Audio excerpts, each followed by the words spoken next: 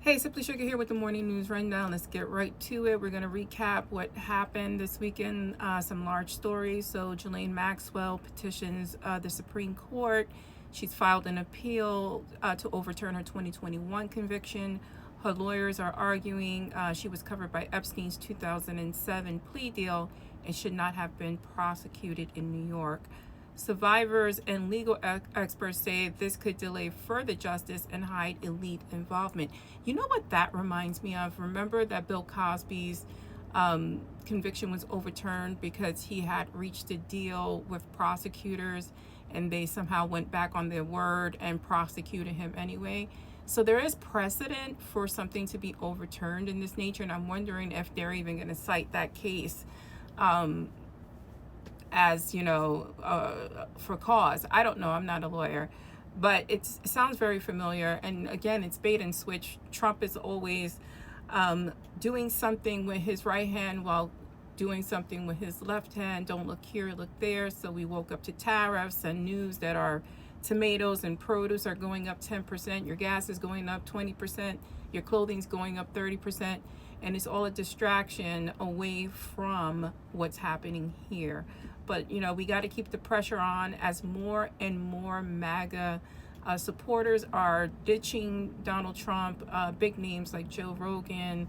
I think someone named Andrew Schultz. He's a comedian. I'm not familiar with him. I saw little clips. But people who previously supported him are jumping ship over this. And it's interesting to see that his, torture of human beings, him raising taxes on the middle and lower class, doesn't cause an uproar, but this does.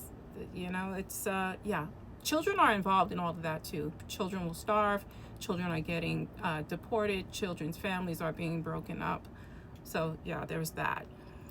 And then speaking of that, ICE Alcatraz is under fire. The Miami Herald confirmed hundreds of migrants with no criminal records are detained at the Everglades.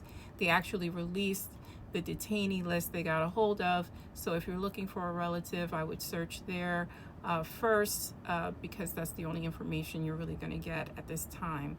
One migrant death was confirmed, but DHS Secretary Kristi Noem downplayed concerns at an interview with Meet the Press.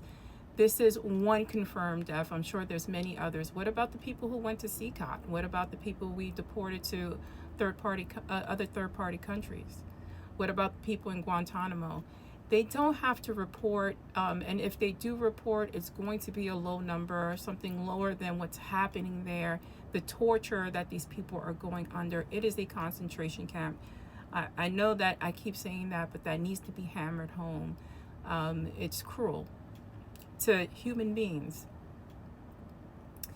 And we're just going to sit and watch with these tariffs. I know tariffs are supposed to go in effect August 1st for Mexico and the European Union, but you see that he gives 30% tariffs, 50% tariffs, and then takes it away. And by he, I mean Donald Trump. Donald Trump is visiting Ukraine and Russia in hopes of ending that war.